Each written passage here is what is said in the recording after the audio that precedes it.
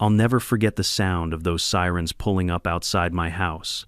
Not because I'd done anything wrong, but because I knew exactly who had dialed those numbers and why. You guessed it, Karen. HOA Karen, the self-appointed neighborhood queen who seemed to think her opinions carried the weight of federal law. That day, her entitled stunt crossed the line. She didn't just file another petty HOA violation against me. No, she called the police, spewing out a pack of racist lies designed to paint me as a criminal on my own front lawn. But here's the part she didn't see.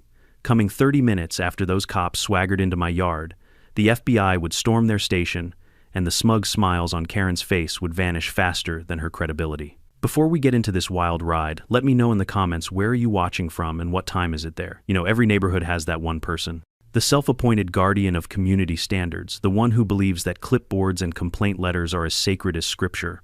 For us, that person was Karen. Not just any Karen, but HOA Karen. She wore her authority like a crown, strutting around cul-de-sacs in yoga pants, 3 sizes too small, clutching a clipboard like it was the Constitution. Her favorite hobby wasn't gardening or baking cookies or even walking her dog. Nope. It was policing the lives of everyone within a 3-block radius. If your grass grew half an inch too tall, violation notice. Left your trash bins out an extra hour, warning letter. Hung Christmas lights before Thanksgiving, fine. But me. Oh, I was her prize target. See, Karen couldn't stand that I didn't bow to her imaginary throne.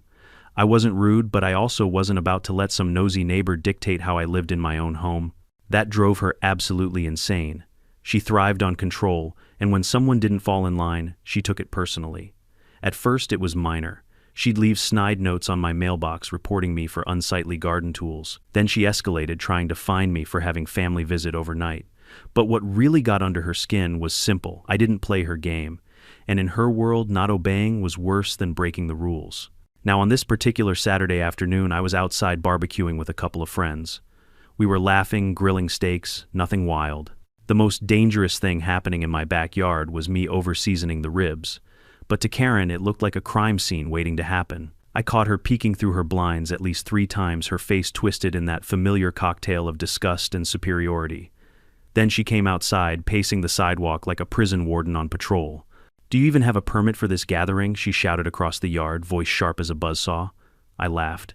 "Karen, it's called having friends. You should try it sometime." Her jaw clenched. She muttered something about rules are rules, before storming back into her house, slamming the door so hard the windows rattled. That should have been the end of it. But with Karen, things never ended where they should.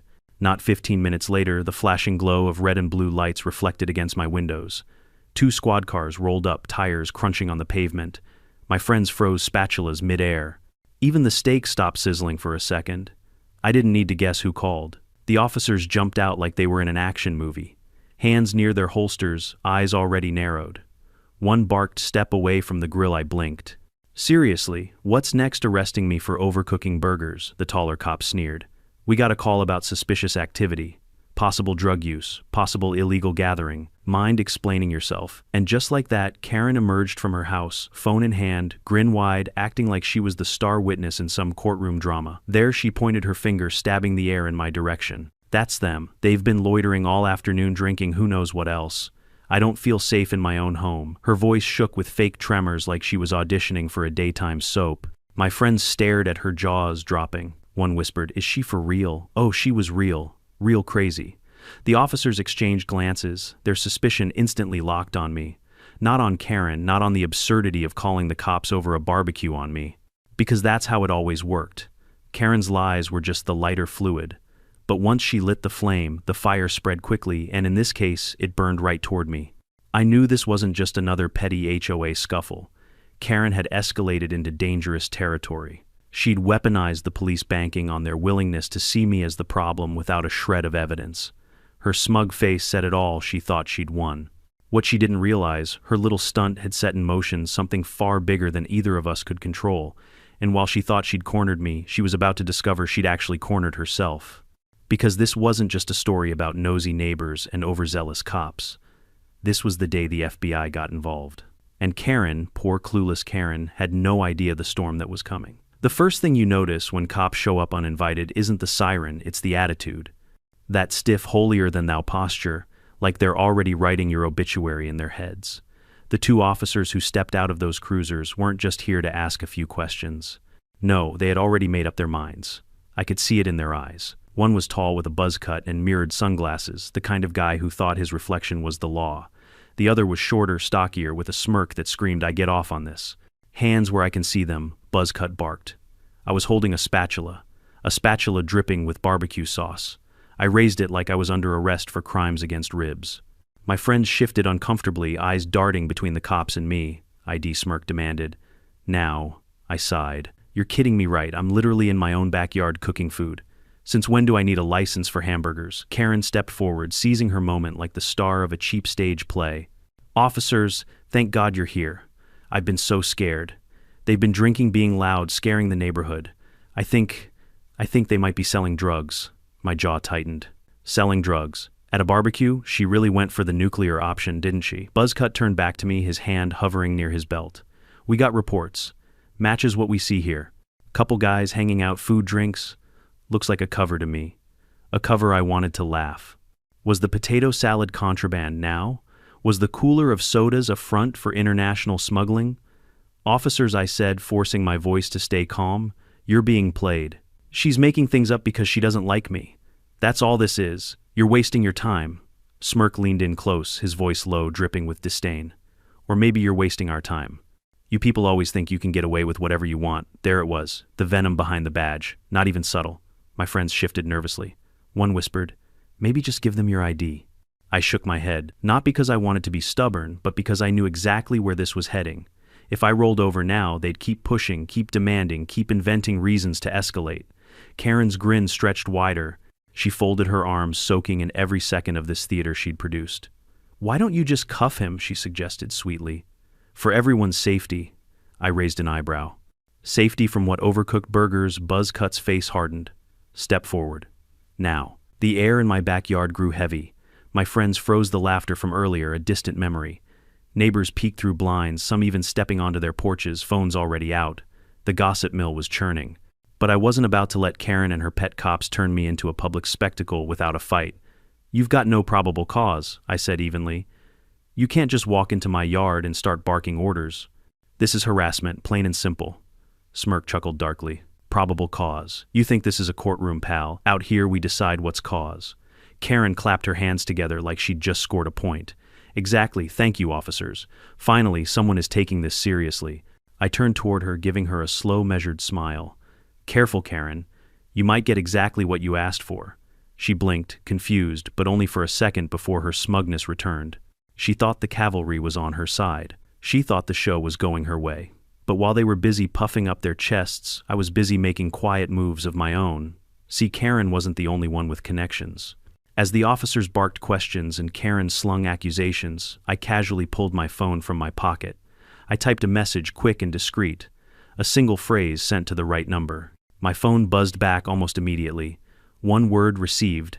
I slipped it back into my pocket, calm settling over me like armor. "Look," Buzzcut snapped, "we can do this the easy way or the hard way. Don't test us." I tilted my head. Funny. I was about to say the same thing. Karen laughed. "Oh, please. You think anyone's going to believe you over the police? Good luck with that." But she didn't notice the shift in my eyes. The calm, confidence.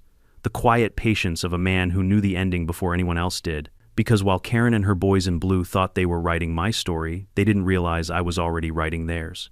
And the final chapter, it was coming a lot faster than they expected.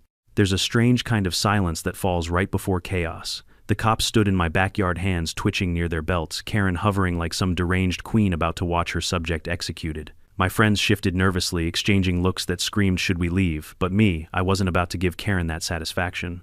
Buzzcut took a step closer, his boots crunching against the gravel. "Sir, I'm not going to ask you again. Step forward. Show us some ID." "ID for what crime?" I asked, my voice calm, almost bored. "Burning ribs. Having too many friends over. Or is it simply existing in a neighborhood where Karen doesn't approve?" Smirk barked a laugh. "You've got a smart mouth. That's going to land you in the back of a cruiser real fast." Behind him, Karen's grin widened. She was loving this. She didn't even try to hide it anymore. Her arms folded, her body angled toward the neighbors who were watching from their porches. She wanted an audience. "See," she called out dramatically. "He's combative. He's refusing lawful orders." This is exactly what I've been warning the HOA about, combative. I raised an eyebrow. Karen, I've spoken fewer words than your last haircut lasted. If anyone's combative, it's the woman fabricating crimes in her head. Karen gasped theatrically, hand flying to her chest. Did you hear that, officers? He's threatening me. Buzzcut's hand hovered closer to his cuffs. That's enough.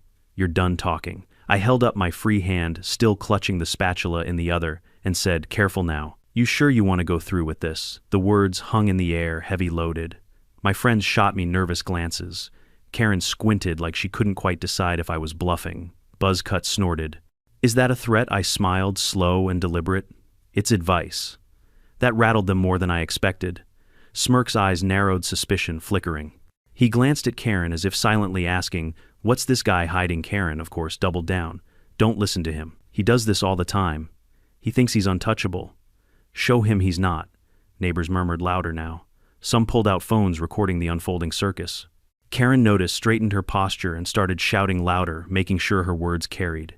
She wanted to control the narrative. He's dangerous. He's harassing me. He's Karen, I cut in voice sharp. You're about to dig a hole so deep even your HOA fines can't fill it. That earned me a ripple of laughter from somewhere across the street. Karen whipped her head around, glaring daggers at whoever dared laugh at her performance. The cops weren't laughing. Buzzcut stepped forward again, cuffs dangling from his fingers. Last chance. Don't make me drag you in front of your neighbors. I tilted my head, letting my eyes rest on those cuffs. Funny thing about dragging people away, I said. Sometimes the ones doing the dragging end up in chains themselves. Smirk sneered. You think you're clever. You're not. We run this block. Do you? I asked quietly. Or do you just think you do? For the first time there was hesitation, a flicker of doubt. Karen noticed it, panicked, and jumped in. Don't let him intimidate you. He's bluffing. He's nobody. But even as she said it, I slipped my phone back out, pretending to check a text. My thumb hovered over the screen, then casually tapped once. Nothing flashy, nothing dramatic. Just a small, precise move. Buzzcut's eyes narrowed. Who you texting? I slid the phone back into my pocket. Someone who matters. Smirk laughed nervously. Yeah, who's that, your lawyer? I leaned in just slightly, lowering my voice so only the two officers and Karen straining her ears could hear. You'll find out in about 25 minutes. That froze them. Excuse me, Buzzcut asked, his bravado cracking. I straightened, spatula still in hand, like a badge of defiance. You heard me. You've got 25 minutes to decide whose side you're really on. Karen scoffed loudly, trying to reclaim control. He's bluffing. He's always bluffing. Arrest him already, but her voice shook. Just a little. Enough for me to notice. The standoff stretched on thick with tension. My friends stood frozen, neighbors, whispered, cameras recorded. And in the middle of it all I stood calm, a half smile tugging at my lips. Because while Karen thought she'd orchestrated her perfect show, she had no idea that the real show hadn't even started yet. The clock was ticking. And when it hit zero, everything, Karen's lies, the cops' arrogance, the entire charade would implode, and I'd be right there to watch it burn. There's an art to patience. Karen never mastered it. The cops never respected it. But me, oh, I had patience sharpened like a blade. By this point, we'd been standing in my backyard for nearly 20 minutes. The steaks had gone cold, the neighbors had pulled up lawn chairs like it was free Saturday entertainment, and Karen was buzzing with the giddy energy of someone who thought she'd finally won. Buzzcut twirled his cuffs, leaning closer. You think you're smart, don't you? I know I'm smarter than the circus I'm looking at, I replied evenly. Smirk barked a laugh. Careful, tough guy. You keep talking like that, you'll be enjoying the view from a holding cell. Karen chimed in, practically bouncing on her heels. Yes, take him in already. You're wasting time. He's dangerous. Look at him, defiant, disrespectful. Do you know how many rules he's broken in this neighborhood? I turned slowly, letting my eyes scan the neighbors watching from the sidelines. Some of them shifted uncomfortably. They weren't all Karen's followers. A few of them knew she was lying, but fear and HOA politics kept them silent. So I gave them a show. You hear that, everyone, I said, loudly gesturing toward Karen with my spatula. I'm dangerous because I dared to barbecue in my own yard. Dangerous because I didn't kneel before the HOA queen. Dangerous because Karen decided to pick up a phone and lie. Karen's face twisted. Lies, you're the liar here. Oh really? I leaned closer. Then, tell me, Karen, what exactly did you say on that call? Her lips pursed. She hesitated. Because she knew the truth and so did the officers, but speaking it out loud would expose just how ridiculous her claims were. The silence stretched long enough that I decided to push. You told them I was dealing drugs, didn't you? At a barbecue. I let the sarcasm drip from every word. You told them I was some kind of criminal mastermind hiding under a patio umbrella, and they believed you. Buzzcut stiffened. Smirk shifted uncomfortably. Karen's smugness flickered, but she forced a laugh. Well, if you didn't have anything to hide, you wouldn't be so worried, I smiled slowly. Funny. I'm not worried at all. You should be. That landed like a brick in a still pond. The neighbors perked up. The officer's eyes narrowed. Karen's brows knitted together. What's that supposed to mean? She demanded. I crossed my arms, finally setting down the spatula. It means the world doesn't run on your lies, Karen. And it means the little game you started has already reached people way above your pay grade. Buzzcut tilted his head. What are you getting at? I shrugged casual. You ever hear the phrase, federal clearance? The color drained from Karen's face. The officers exchanged glances. My friends looked at me like I'd just grown another head. Karen stammered. You're bluffing. He's bluffing, don't listen to him, but her voice cracked. I took a step closer, my eyes locked on hers. 30 minutes. That's all I asked for. 30 minutes to let the right people get where they need to be. And now, I tapped my watch. Your clock is running out. Buzzcut frowned, his tone shifting from arrogant to cautious. What are you saying? Who are you? I smiled, but there was no humor in it. The wrong guy to pick a fight with. Karen shrieked. Don't listen to him, he's making this up. Arrest him. Do your job. But the officers were no longer lunging forward. They were hesitating. That's the thing about bullies, when someone doesn't flinch, they start to doubt their own power. I pulled my phone from my pocket again, holding it up. A message glowed on the screen. 3 simple words. On our way. I held it high enough for Karen and the officers to see. Karen's face went pale. She shook her head, waving her hands as though she could fan away reality. Number no, this is nothing. He's just pretending. You can't seriously believe him, but her voice was higher now, shaky, and for the first time that afternoon her confidence cracked. I leaned back, taking in the whole absurd scene. The cops standing unsure, Karen unraveling in front of the neighborhood she loved to control, my friends frozen in disbelief and the neighbors watching like they'd paid for front row tickets. And then I said calmly, almost softly, you wanted a show, Karen. You wanted drama. Well, guess what? You just got yourself a front row seat to the main event. Karen sputtered, her hands trembling. What are you talking about? I checked my watch again, then smiled. 10 minutes. The officer shifted. Smirk finally spoke quieter than before. You're bluffing. I met his eyes, unblinking. Stick around. You'll see. And right then I knew. The tide had turned. The fear had shifted. No longer mine, theirs. The storm was almost here. And when it hit, none of them, not Karen, not her pet cops, would be ready for the impact. Tick, tick, tick. I could almost hear the clock winding down in Karen's head. She paced near the sidewalk now, her hands fluttering nervously. She kept glancing toward the street like she was waiting for backup. She thought the cavalry was already here, the cops. But the real cavalry, they were still en route. Buzzcut tapped his cuffs against his palm. I'm done playing games, pal. You've got 5 seconds to comply before he could finish, the low growl of engines echoed down the block. Not the lazy purr of a squad car. This was different. Heavy. Coordinated. 3 black SUVs rolled up like thunder engines, rumbling tires, biting the pavement. They didn't just drive, they arrived commanding the street. Doors flung open. Men and women in dark suits and tactical vests poured out efficient and silent weapons, holstered but visible. The gold letters across their chests gleamed in the afternoon sun. FBI. The entire neighborhood went silent. My friends gaped, mouths wide. Neighbors scrambled to hold their phones higher, recording every second. Karen froze mid-step, her face draining of color, until she looked like a ghost in yoga pants. Buzzcut stiffened. Smirk's smirk evaporated. The lead agent, tall, broad-shouldered, exuding authority, strode forward. His voice boomed, no hesitation, no doubt. Officers, step aside. Buzzcut blinked. Excuse me, you heard me, the agent repeated. Step aside. This isn't your jurisdiction anymore. Smirk sputtered. We were handling a call. The agent cut him off with a raised hand. We're not here for him. He jabbed a finger toward me. We're here for you. Gasps erupted from the watching neighbors. Someone dropped their phone. Karen's jaw flapped open and shut like a fish gasping for air. Buzzcut's face went red. This is a mistake. 2 agents flanked him before he could even finish. They moved like clockwork, snapping cuffs on his wrists, so fast the crowd barely registered what had happened. Smirk tried to backpedal, but another agent grabbed his arm, twisting it behind his back with mechanical precision. "You can't do this," Smirk shouted, his voice cracking. "We're the law here." The lead agent's expression didn't change. "Not anymore." Karen stumbled forward, her voice shrill and panicked. Wait, what's happening? They're supposed to arrest him. I'm the one who called. I'm the victim." The agent finally looked at her, his eyes cold and sharp. "Ma'am, you might want to stop talking before you incriminate yourself further." Karen's face contorted in confusion. Further? What are you talking about? I just reported a suspicious person. That's not a crime." The agent ignored her. He nodded toward me instead, his tone shifting. "Thank you for your patience, sir. We'll take it from here." Karen spun toward me, disbelief etched on every line of her face. "Wait, you knew about this. You set this up."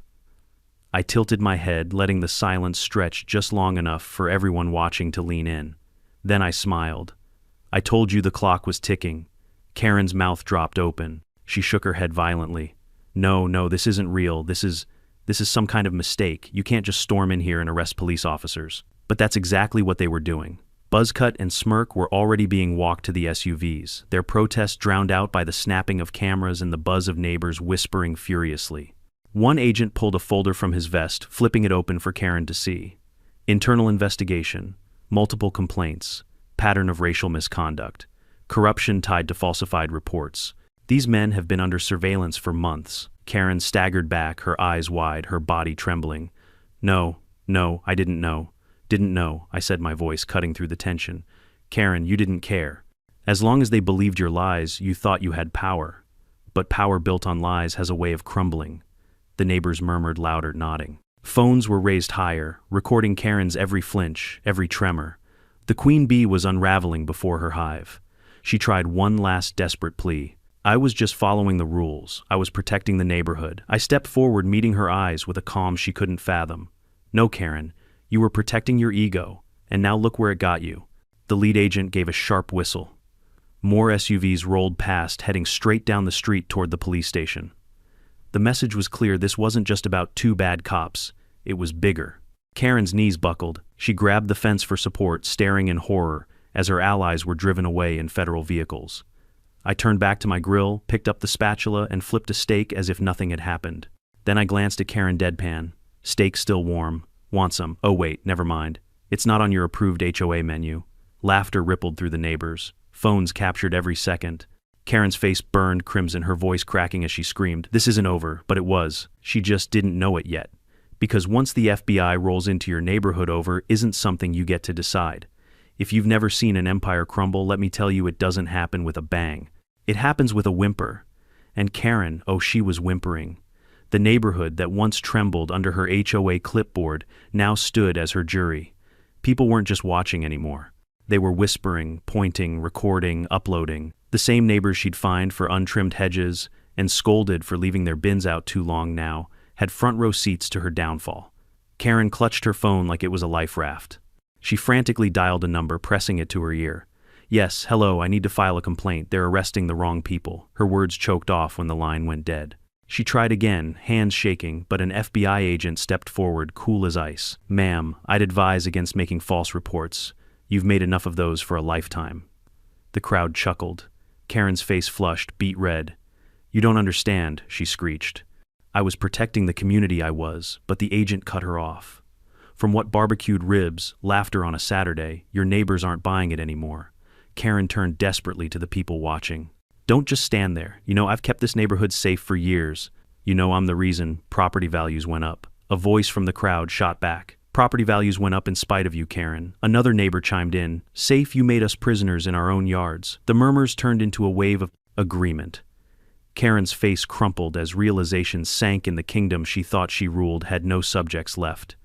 Meanwhile, the officers she'd counted on for backup were shoved into SUVs' heads, ducked in shame. The neighborhood's children pointed and whispered, "Are they really criminals?" Parents didn't stop them. Nobody rushed to defend the cops. Karen's voice cracked as she shouted, "This isn't fair, She jabbed a trembling finger at me. "He's the problem. He's the one breaking rules. Why aren't you arresting him?" I finally spoke calm and cutting. "Karen, you spent years trying to paint me as the villain. But today everyone saw the truth with their own eyes. And you can't find that away." The laughter that followed wasn't cruel, it was cathartic. A release from years of her tyranny. Karen staggered backward, her once confident stride reduced to shaky steps. She glanced at the FBI agents, hoping for some shred of validation, but they ignored her. She looked at the neighbors, but they turned their backs. Even her fellow HOA board members, who had once nodded along to her tantrums, avoided her gaze. The queen was dethroned. I walked closer, close enough for only her to hear. You thought you had power because you had a phone, a clipboard, and a couple of crooked cops. But power built on lies always collapses, and when it does, it collapses hard. Her eyes welled up. For the first time I saw something that looked like shame. She tried to speak, but her voice came out hoarse. I just wanted control. I didn't want to be ignored. I leaned back, letting my words carry so the whole neighborhood could hear. And in the end, Karen, the only thing you controlled was your own downfall. Phones clicked. Cameras rolled. The internet was about to feast. Karen covered her face with her hands, shoulders trembling. But humiliation is a hungry beast, and the crowd wasn't done. A teenager shouted from across the street, "Hey Karen, want to find me for this?" He raised a middle finger high. The crowd erupted in laughter. Another neighbor, a woman Karen had once fined for unauthorized flowers, called out, "Guess your garden of lies finally withered, huh?" Even the kids joined in chanting softly, "Bye-bye, Karen, bye-bye, Karen." Karen turned and ran her once proud stride, now reduced to a stumble. She tripped on the curb, caught herself and scurried into her house, slamming the door so hard the blinds rattled. Silence followed, broken only by the sizzle of forgotten ribs on the grill. I looked at the crowd, lifted my spatula like a microphone and said, "Well, who's hungry?" The neighborhood roared with laughter. Someone even shouted, "Best HOA meeting ever." But behind the laughter was something deeper. Relief. Freedom. A sense that the neighborhood had been released from years of oppression under Karen's self-appointed reign. And as the SUVs carrying the disgraced officers disappeared down the street, everyone knew one thing for certain: Karen would never hold power here again. Her empire was ashes, her reputation shredded, and me, I was finally free of her nonsense. But I wasn't done yet, because while Karen hid inside stewing in her shame, I still had one last message for her and for everyone else watching. Because the real lesson wasn't about Karen at all. It was about what happens when arrogance, prejudice, and lies finally meet the one thing they can't control: the truth.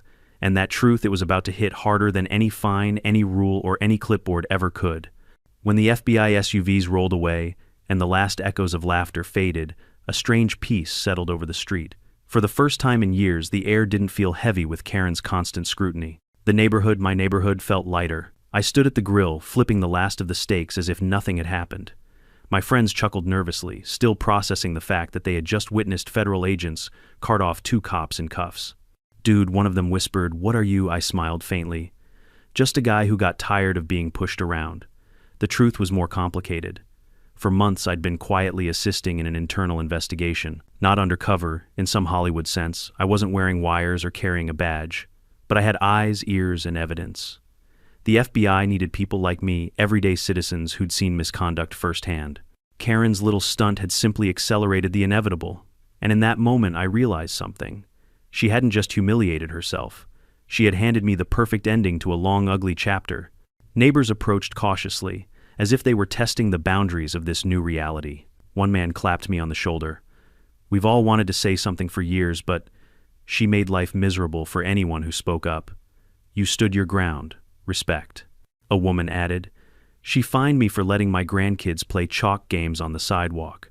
Said it was graffiti. I hope she never shows her face at an HOA meeting again." The crowd nodded, voices growing braver with each shared grievance. Years of resentment poured out like a dam had broken. Karen, the self-proclaimed queen, had ruled by fear. But now that fear was gone, I raised my spatula like a toast. Well, here's to a Karen-free neighborhood. Cheers erupted. For the first time, laughter didn't have to be whispered. Later that night, as I cleaned up the grill and the stars blinked awake above the cul-de-sac, I caught sight of Karen's house. The blinds were drawn tight, the lights dimmed. The once bustling command post of the neighborhood's tyrant now looked like a bunker. I imagined her inside stewing in her humiliation, replaying every second of the afternoon. She wanted control. She craved power. But instead, she'd exposed herself and the crooked cops she depended on to the one force she couldn't bend: the truth. And truth, once unleashed, doesn't go back in the bottle. For me, the story wasn't about revenge. Sure, watching Karen squirm was satisfying. Watching the FBI dismantle her little power trip was poetic. But the real victory was what came after. Neighbors talking freely, people smiling again, kids chalking up sidewalks without fear of fines. That's the thing about bullies. They only win when you play their game. The moment you step outside their rules, when you stand tall, when you speak up, you remind them that their power is an illusion. And Karen, she was nothing more than an illusionist with a clipboard. The next HOA meeting was a sight to behold. Karen tried to show up, tried to reclaim her throne, but the room fell silent when she walked in. Eyes burned holes through her, whispers turned into laughter. She mumbled an excuse and fled before the meeting even began. That was the last time she ever dared to preside. Now, here's where I turn from storyteller to neighbor. Because this story, as wild as it sounds, isn't just about Karen or me or a couple of crooked cops. It's about you. How many times have you been told to keep quiet, to play along, not rock the boat, because that's just how things are? How many times have you watched people like Karen strut around unchecked because everyone was too afraid to speak up? Here's the lesson: silence feeds bullies. Patience exposes them. And truth, though sometimes slow, always arrives. Karen thought she could weaponize prejudice. The cops thought they could abuse authority. But in the end, all they did was write their own downfall. And me, I didn't have to scream or threaten or fight. I just had to stand firm, stay patient, and let justice catch up. So to everyone watching this, don't let people like Karen define your story. Don't let fear keep you silent. Whether it's a neighbor, a boss, or anyone who thrives on intimidation, remember that their power lasts only as long as you let them believe it. Truth has a way of finding its stage. And when it does, the audience will see them for who they are. Now I've told you my story. I want to hear yours. Have you ever dealt with a Karen in your neighborhood, at work, or anywhere else? Drop your story in the comments. I'll be reading them, and trust me, nothing bonds us faster than surviving a Karen. And if you enjoyed this story, if it made you laugh, gasp, or even cheer a little, don't forget to hit that subscribe button. More HOA drama, more neighborhood battles, and more well-deserved downfalls are coming your way. Because one thing I've learned: Karens never stop. But neither do we. At the end of the day, this story isn't just about Karen or crooked cops or even the FBI. It's about what happens when people forget the simple truth: respect is earned, not demanded. Karen believed power came from fear, from clipboards, fines, and intimidation. The officers believed their badges gave them the right to treat others unfairly. But fear is fragile, and false authority always crumbles. What lasts: integrity, patience, courage. Sometimes, standing your ground doesn't mean yelling the loudest. It means holding steady when lies surround you. It means trusting that the truth, even if it takes time, will reveal itself. And that's something every one of us can carry into our own lives. Whether it's a toxic neighbor, a difficult boss, or someone who underestimates you, remember their power only lasts as long as your silence. So don't stay silent. Speak your truth. Stand tall. And trust that when the storm clears, people will see who was right all along. Now I'd love to hear from you.